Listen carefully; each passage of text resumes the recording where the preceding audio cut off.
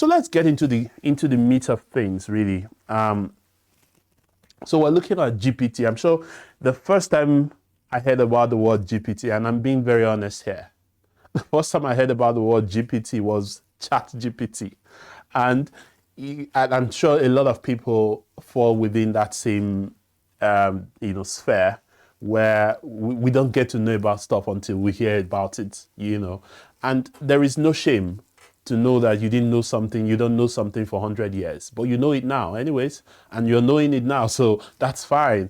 So when ChatGPT came out sometime in November, it took the world by surprise. We've all been I've worked on chatbot projects. I've deployed projects where I implemented chatbot solutions in organizations, but there was no sense as to what the underlying, the underlying architecture was, right? Because when you talk about the whole GPT, it's all about AI at the back end, training some, pre-trained algorithms. It's all about, and that's how chatbots run, right? But it never became clear until ChatGPT came to the fore, and I became more interested in understanding the back end of how ChatGPT works. And let me make a quick shout out to Ramakrishnan. Is someone on LinkedIn I met while I was preparing for this conversation. He did a very detailed explanation, 104 pages of the ChatGPT and how it has gone over the years to the ChatGPT, and I'm extending it a little bit now to the GPT-4. But that content was a massive piece of work for me to go through, and I enjoyed it. He made it so easy to understand. So GPT stands for Generative Pre-trained Transformer. Very simple. Don't stress about it. Generative there means that, it can generate the next word. So you give it a word or you give it a sentence, it can tell you what comes next, right? And it's easy for you to imagine that this is magic, but it's not, right? And when we talk a little bit more as we go in, you will see how far we have come within a very short time, right? So I'm sure if you've used ChatGPT, you know that, if you say something, it knows what next is coming. It also has a memory, and that's the generative part of the GPT. And then the pre-trained means that there is some underlying, in fact, that's where the magic really is, because when I was reflecting on pre-trained, it simply means that, it's like a platform where you're plugging into millions and millions of data, right? And then, in fact, someone described it as going to class. So, when if you're a student, you go to class, you stay in the classroom, you don't go home, no baits, no food, no nothing. You stay there for 100 years or 100 days. You're strong, you're healthy, you don't need food, you don't need anything. You just stay there, you're not doing anything. You become a master of what you're doing. That's what happens here. When you expose the system to tons and tons of parameters, of data, of books, of blogs, of different things, right? It begins to learn, and then it begins to anticipate what next you're going to say. So when you say, I want the cat is sitting on, it already goes through the tons and tons of data that it has based on some algorithms that have been built in there. And it knows that you're either going to say on the fence or on the this, or on the chair, or on the that. Those becomes options for it to give you. That's the pre-trained part of GPT. Quite interesting stuff.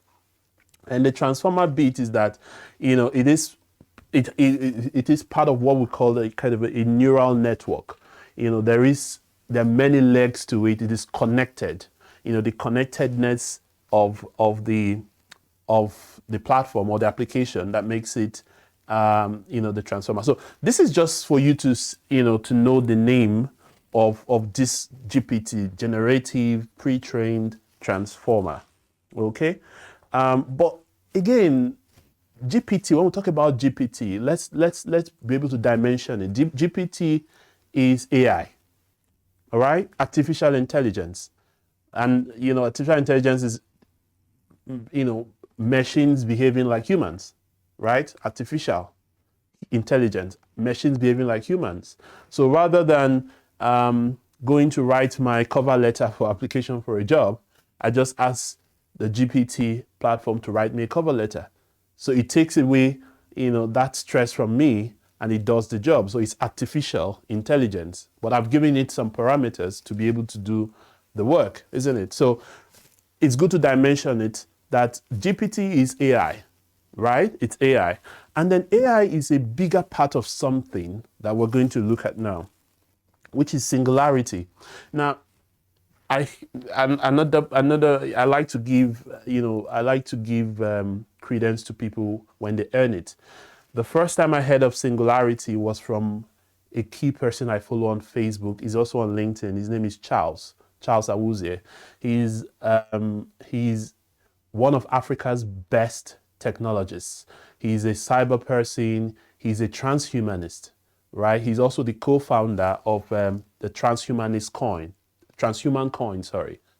coin. It's a crypto project. He's a massive brain, to come out of Africa. I follow him on Facebook, and he puts out very wonderful content regularly. So the first time I heard of this word was from him. And then once I hear something I've not heard before, you know what happens?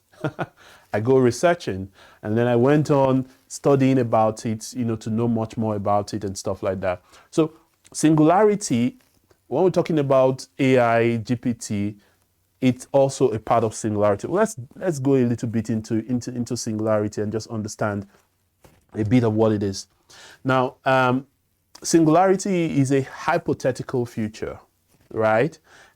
Future point in time when artificial intelligence and other technologies have advanced to the point where they surpass human intelligence.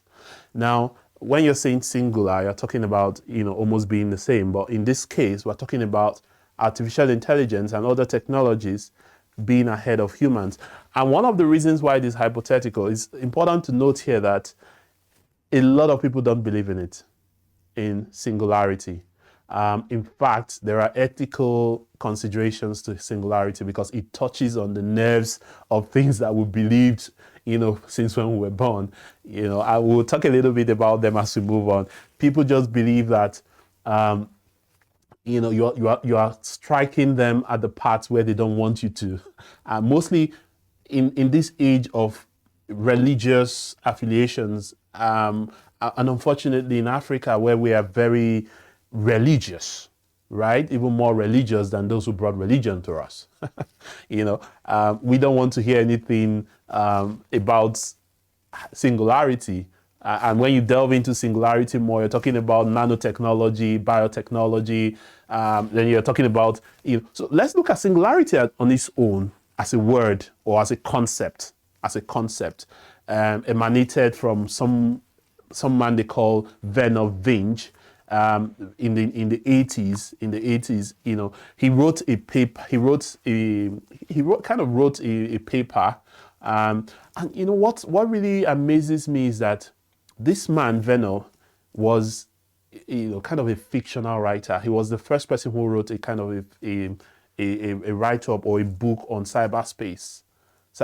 We're talking about, where artificial humans, engaging with themselves in an artificial environment. Is that what it's happening with metaverse today, where you have, pseudo kind of avatars and all that. These are things, and it was interesting when I read about Werner, fictional writer. Most of the things that have come to be in our time started from, fiction. I don't know if it's ever going to be, but let me just put it down, and eventually becomes, right? So Werner put down, he's a mathematician, he's a computer scientist, he was a professor, and he put down this thought around singularity, thinking that if the progress that he was seeing then in how, artificial intelligence was growing, that if the progress continued at that level, right, that there would come a time where artificial intelligence and machines will be more intelligent than humans, right? And that didn't come out very well with a lot of people, because people felt that at that point their lives would be at risk.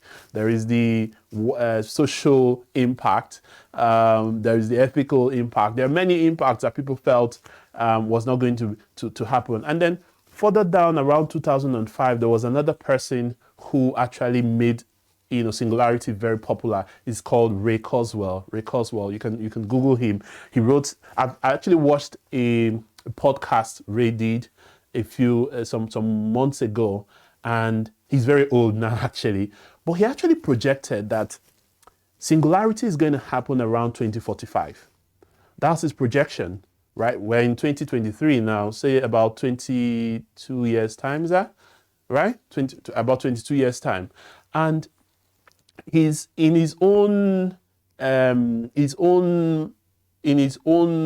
thesis, or hypothesis. He felt that with the way things were going, he wrote a book called Singularity is Near. Singularity is Near. It's a very interesting book. I've seen the synopsis and a few things about the book, but I've not read it though. But I've listened to him talk about his experience growing up, and and all the things that he went through, and how he began to think the way he thinks. In fact, the person who anchored the podcast asked him a bit about religion and singularity, and he's a realist. He's somebody who believes in reality. So he believes that the improvements that singularity brings will improve human lifespan, human intelligence, physical capabilities, and a lot of things. So, and there are examples where even in the past, I think it was in 1997 or so, there was a computer program. I think it was called Deep Blue. Yeah, Deep Blue. A computer program that defeated a chess champion. I think his name was Gary. Defeated a chess champion. So a computer program was developed to test, to compete with a chess champion, and it defeated him. There was another case in 2016 where Google developed what they call AlphaGo AI or so, and it also defeated a champion as well on the board game, in 2016. So it's been coming where we say that machines are beginning to outsmart humans. But what you've been seeing is more of what we call specialist situations. I think those were the arguments people came up with to say the machine is only specialized in that game and can play that game, right? So people argued that the machine cannot do more than that particular thing, but a human being can do multiple things. That was the argument people had then. But let's come forward now in this era of, so when you're looking at singularity, there's what we call technological singularity, which is much of what I've talked about. Talk of artificial intelligence, computing power, biotechnology, nanotechnology. And then there's what we call artificial general intelligence. So in artificial general intelligence, we're saying that artificial intelligence or machines would behave in a more general form, more intellectually better than humans, in a more general form, and not just specifics, right? And you can begin to see what's happening with the GPT, right? At least the GPT that's made the headlines is the ChatGPT, up to this time. And you've seen the kind of change or the kind of intelligence embedded in the ChatGPT. It has memory, it can engage you in conversations, it has the ability to say no, right? Which is something some humans cannot do. It has the ability to say, no, I'm not going to give you answers to this question you're asking. It's unethical, is this, is that, And then you talk about the transhumanism, which is an area where I'm beginning to find very interesting. And thanks to Charles Awuzie, who has really heightened my interest in transhumanism. I said Charles has a crypto project called Transhuman Coin, and that project is doing excellently well. And transhumanism is simple. It's saying using technology to enhance human capabilities.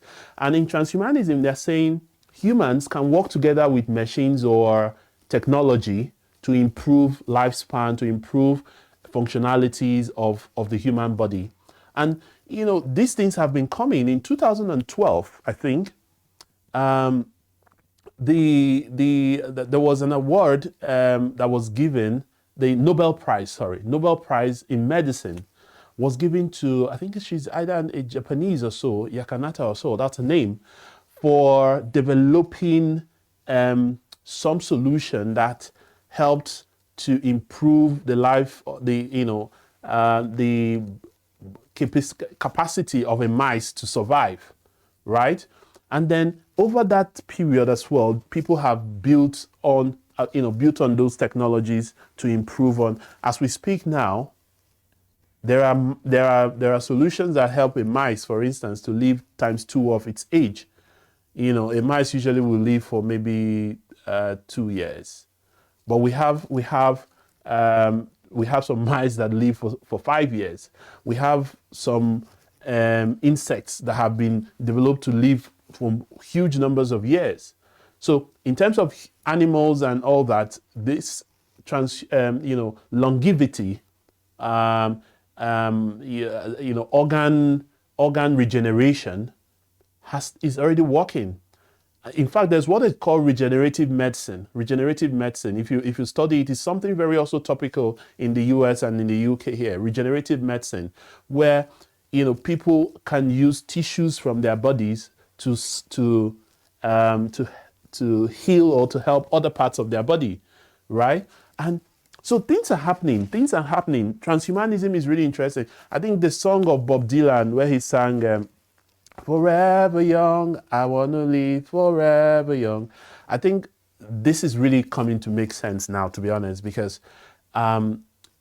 we really all want to live young. And I dare say that transhumanism is one of the areas where people, mostly the religious people, find very difficult to understand, because we're taught that, you live, I think the Bible says, 70. That's 70 or so if you're strong. And, so we're kind of conditioned to believe that we can't live longer, into that when you begin to live very old, you suffer and stuff like that. But I think it's also God who has given us the power of science, to do things and to change things. So it's that mindset shift that we need to begin to have, that the same way that we never believed you could have a generative pre-trained transformer where you can sit down and just have something generate a task that would have taken you 2 hours or 2 days, do it in 1 hour. The same way we never believed was going to happen, and it is happening today, is the same way transhumanism may become. Again, I use the word may because it's still very much a hypothetical, concern. So people are still doubting about whether it's going to happen. But with the way things are going, with the way we're able to improve in our protein models and all that, with the use of technology, transhumanism doesn't look to me anymore hypothetical. It looks like something that's going to happen only with time. Okay, so let's run faster. Let's now talk about GPT. I just wanted to kind of situate GPT as part of, a big part of singularity, because singularity is saying that we're talking about a time where machines will be smarter than humans. Now we're talking about a GPT, and I'm making, when I talk GPT in general terms, I'm referring to ChatGPT, where you see a system or a tool that is super intelligent. So you can see how close we are getting to singularity. So that's why I wanted to situate it within the whole big picture of singularity. So GPT, what is GPT? GPT is a mathematical model trained to predict the next word in a sentence using a set of rules. Now, this is really interesting because the real work, or the real back end, and really, I keep making reference to Rama on LinkedIn. Thank you so much for that piece of work.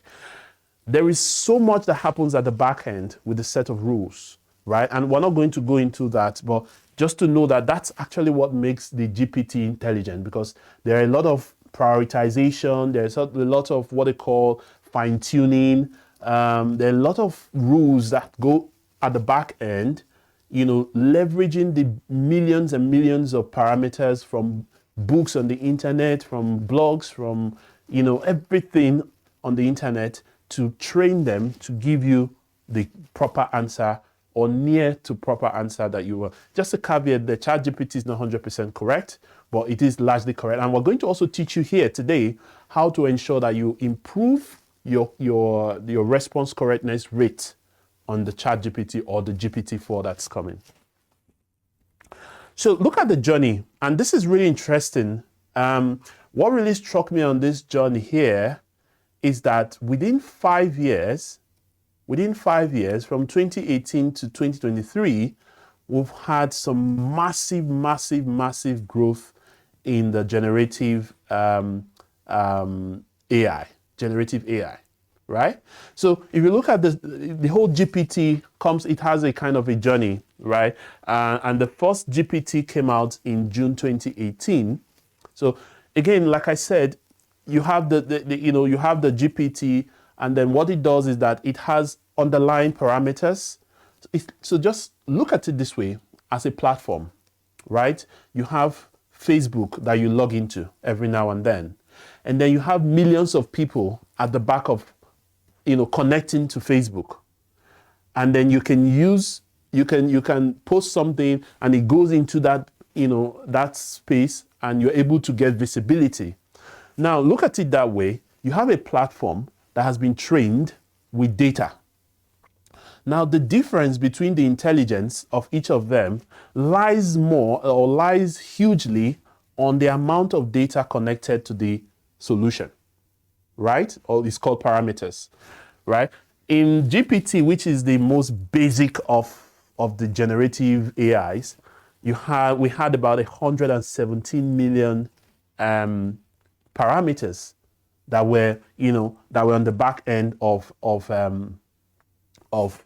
this, right? 117 million parameters on the back end of GPT. Okay, now, so can you explain what is meant by singularity? Okay, I think we've done that already.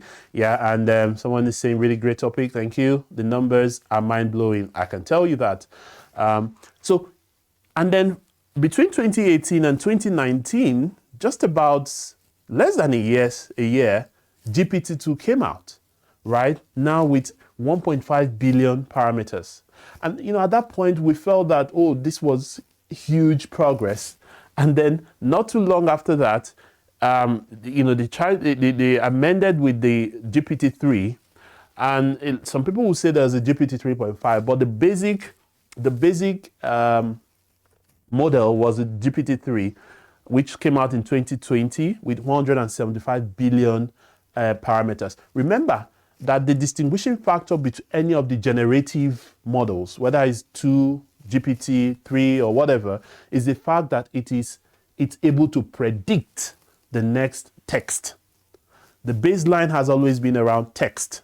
So it can do text. So you tell it A, B, C, it's able to tell you D, E, F. Okay? So it predicts. But the difference is that from each of them, they have more parameters linked to them. So with more data, you have more information. You're able to train the machine more to give you more accurate answers. And then comes the big one. In November last year, ChatGPT came out from nowhere. And then we got to know that it still runs on the ChatGPT 3, but it has now what they call the conversational AI capability. So you can converse with it. You can have a conversation with it. In fact, 3 years ago, I was doing a project on conversational AI. I was deploying it for a big bank, a conversational AI tool, and this is really mind-blowing because the fact that you can have a conversation with your computer means that we've gone really far.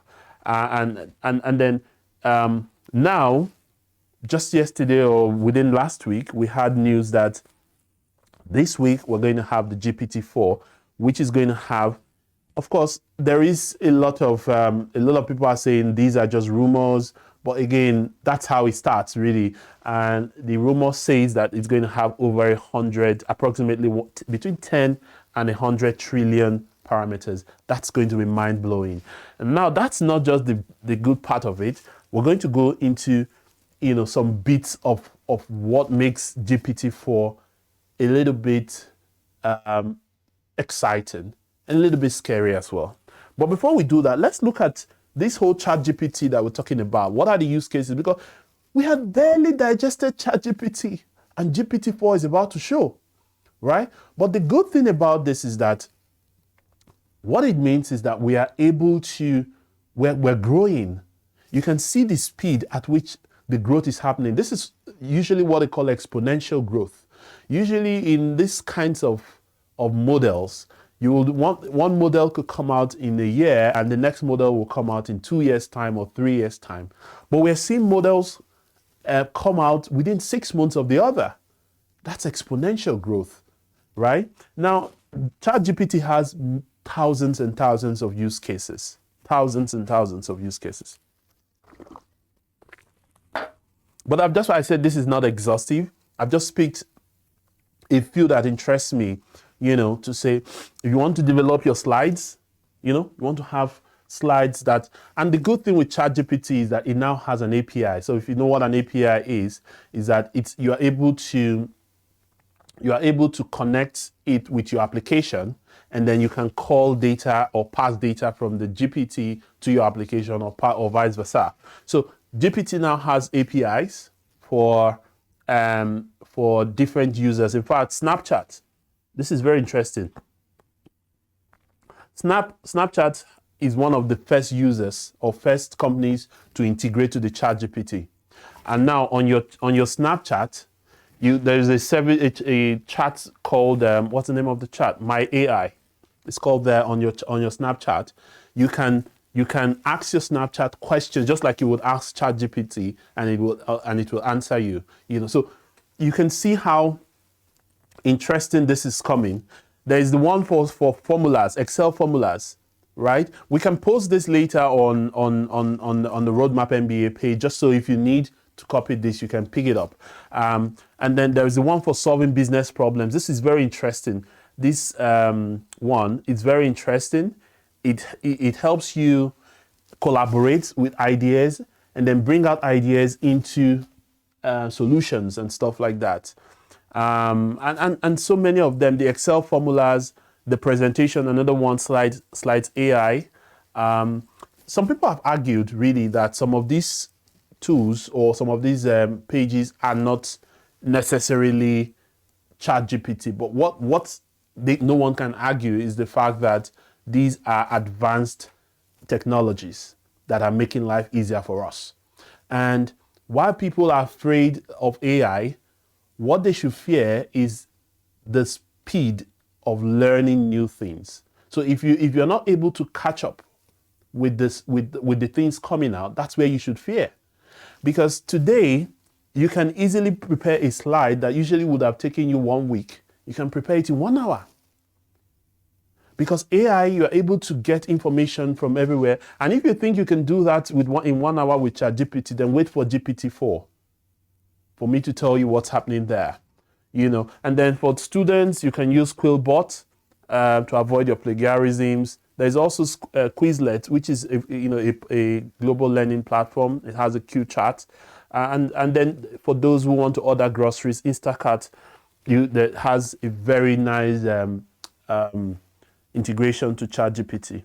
Okay, so just go on there, look for what you can use it for. In anything that you usually would ask Google today, ChatGPT would answer it. I'm sure the Google guys won't like me for saying this, but that's the truth. And unfortunately, my Google now is ChatGPT. Every question I have, because it talks to me. I don't want to go and start going through tons and tons of links. But again, I still go back to Google sometimes to confirm the information, because like we said, it's not all, it's not 100% correct. Okay. Now let's look at GPT-4 that we're talking about. What's new with GPT-4? Why is it different? So just like you had the conversational part of ChatGPT, it's also conversational, right? Which is good. And like I said, it's expected to have over 100 trillion parameters. In case, yeah. So sometimes as well, the more the parameters as well means that there's processing issues with the platform. So those are the downsides of more parameters as well. So, but again, the good side is that there is more information to call on, to train, right? And then this is one of the most exciting parts of the GPT-4 is that it is multimodal. And when you say it's multimodal, it can respond and it can take inputs in text, image, video, and sound.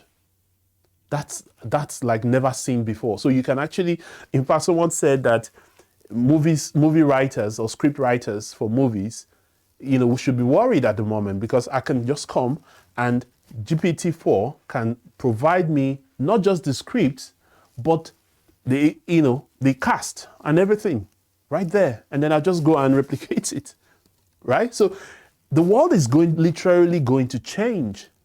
And, Steve and myself were discussing over a period, and we said, any business today that sells content alone, content as an education platform or something, will definitely run out of business with GPT and ChatGPT because content is everywhere. Now, the real thing and that's why we are very intentional on the Roadmap MBA. We go the extra mile. We do the so what. What next? Now you have the education. Now you have the information. Now you have access to everything. What next? Making sense of it, putting the human side of it, out there for everyone, sharing those practical experiences, which the machine won't tell you. Of course, remember, the machine cannot tell you, it had a bad day or something. So these are the kinds of things. It may happen. Let's not say it won't happen. It may happen very soon. Where you come to talk to the GPT and tell you, I'm not in the mood today. Please try it next time. It could happen because we're training machines to behave like humans. Okay. And another interesting one is the fact that it is going to be multilingual. This is really, really, really interesting. This is really interesting. So I'm looking for that day when I can come to GPT, and since it accepts sound, I can speak my local Igbo language to GPT-4 and tell it what I want. So what it simply means is that my grandmother in southeastern Nigeria, who is not very well educated, can speak into ChatGPT and get something done, right? So it's, happy times ahead of us. So, but these are all, people are saying, these are all rumors. But you know what? We are better informed to wait for the realities to happen, okay? So, and, this is where we talk about the so what. In the whole of all this, GPT, technological singularity, artificial general intelligence, how do I position myself to be different, right? How do I position myself to play in this market? One of the things we've mentioned earlier is that things are changing exponentially now. And the winners in this phase or in this new reality or in this future are people who are able to learn and unlearn very fast. Learn and unlearn very fast. So people need to do that. You need to be able to learn something new and unlearn the old one you knew and move on very fast because information is coming very, as more faster than we can even imagine. Faster than we can imagine. So you have to be constantly engaging with reality. And that's why we always encourage people to stay in tune with Roadmap MBA, because on this platform, we're constantly sharing the what next, the breaking news, and how it impacts everyone. So, like I said, one of the skills you need to learn is learning and unlearning with speed.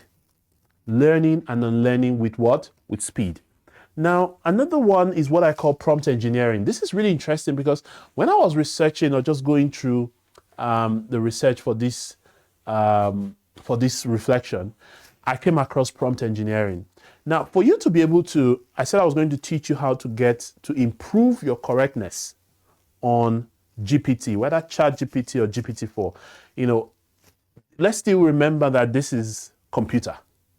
It's and the old saying that computer is what? Baggage in, baggage out. So it's what you give to it that it gives back to you, right? Or it is how you make it feel that it responds to you.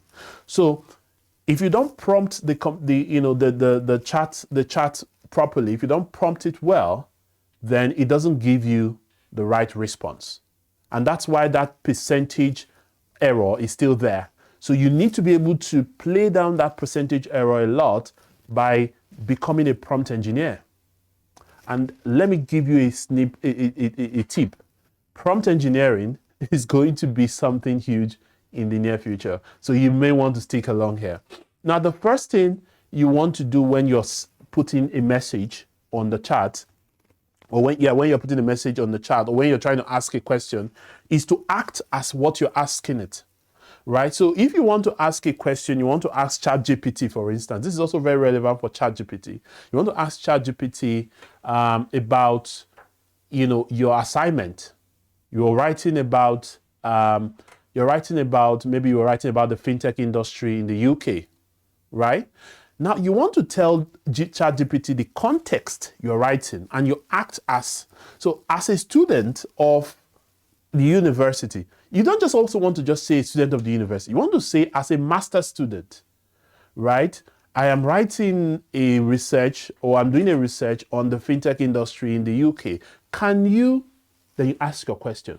What you've just done is that, because the computer also, remember, there are rules at the back end that enables it to give you the answer you want. Now, if you don't give it as much specificity as required, it picks something that is not. So there's what we call the weighted score that's at the back end of these algorithms. So if, for instance, there are 100 answers to a question, right? The computer has the weights of different answers based on the question. Now, if you ask a question and one of the weights is 0.2 and the other one is 0.5, normally it's supposed to give you the 0.5 first before it comes down to give you the 0.2. And that's why in ChatGPT, it can give you different answers each time you click regenerate. Remember, if you go to ChatGPT, it gives you an answer, you click regenerate. But the one with the greatest weight is the most appropriate. So if you don't give it the right answer, the right questions to be able to give you the right, the most appropriate answer, it gives you the less appropriate one. And what happens is that there you now begin to have your percentage errors, if that makes any sense. So you must act as what you want to ask it. You're telling it, oh, I'm this, I'm an engineer, I need this, as a teacher, as a this, as a that. You must give it context. So it goes into its repository and begin to search for what is very much related to what you need. Now, and the second thing there is background information. You need to give it some background information into what you're asking, right? Just so that you don't confuse it. It's very easy to also get confused, right? You need to give background information. What do you need it for? I'm writing a thesis, or I'm doing a research to help. But again, let it be concise. That's where we come to the last one there, the clarity and brevity. But before that, iterative elaborations. You need to be able to elaborate on what you want or what the question is that you're asking. Elaborate on it, right? So you can start from when you're doing a research, you start from the big picture and then you narrow down. It's usually called the funnel approach. The funnel approach is also very relevant here in getting the best answers from GPT. So let's say you want to find out about electric cars. You can start with sustainability as a bigger picture, right? And then you begin to elaborate down into electric cars. That way, you're leading the bot, to give you the right answers, because it's already gotten into the sphere of sustainability. It can now fetch more information for you within there as you narrow down further to electric cars. And then, like I said, clarity, you have to be clear about what you're asking and, be very concise. Something that is very important is that as we go into more GPTs, maybe GPT4 and all that, there will be need for people to get, to get more answers quicker on the GPT, but they won't have time to start generating the prompts. So we're going to, this is like a prediction that we're going to have a prompt marketplace very soon, where people sell prompts. So you have taken your time to say, you have won the, say this person may need this, and then you prepare different prompts for different uses of different people. And people come there to buy prompts to go and use it on their GPT. Yeah, this is something that's going to happen. So you can as well decide to start, going ahead of time and preparing for this reality. I think we're rounding off. This is the last slide. And the last thing I wanted to talk about is, people are scared. What kind of roles, job roles will still be available in this era, in this GPT era, or in this technological singularity era? While it's understandable, everybody will not be coders. Everybody will not be DevOps. Everybody will not be, in the core tech space. But it is good for everybody to have an idea of what's happening. I'm not a technology person, but you can see me anchoring a reflection on artificial intelligence, right? And that's where what these co-connector roles mean. A connector role is, or a role that means that you can connect many facets of learnings into solving a problem, right? And that's what we try to propagate on the Roadmap MBA, where we try to ensure that people are able to learn different things. We teach, we reflect on different things on the MBA. And if you follow through, you are able to learn, you're able to broaden your scope, right? So when conversations happen in those spheres, you're able to make inputs, on them. So in the future of singularity or artificial general intelligence, there will be the need to align technical, business, and human elements to achieve business value, right? So connector roles will be relevant, such as design architects. So people who sit at that point and design a product or design a strategy, right? You're not just sitting there, you are coordinating the teams. You are coordinating the technical guys, you're coordinating the people, everybody, you're coordinating. So those kinds of roles, so even when you have the DevOps, the people, somebody still has to sit in there and coordinate everyone to achieve the value that you need in the, in the business. So consultants, board advisory roles, these are roles that you can easily, prepare yourself for to stay relevant. So no matter what happens with technology, somebody has to articulate the strategy. Somebody still has to, sit in there and bridge that gap between technology, people, and the business. Okay, so specialist skills as well that you need: leadership, social dynamics, communication, creativity, and I talked about hybrid thinking. Where you are able to leverage different kinds of experience. System thinking, whatever kinds of things that you find yourself, design thinking, and you are able to bring all of them together to make sense of it, to create value for yourself and for your organization. So it's been interesting. That's been, the whole conversations around GPT-4. The world says it is a rumor, but we want to be ready whenever it happens, such that we're not taken unawares. So go out there and study a little bit more, prepare yourself for the future. I think 2023 is one year that we won't forget in a long time, honestly. It's one year that we would say technology grew so much, so exponentially. So until next time, thank you for tuning in, and continue learning, continue being safe, and enjoy yourselves. Thank you very much.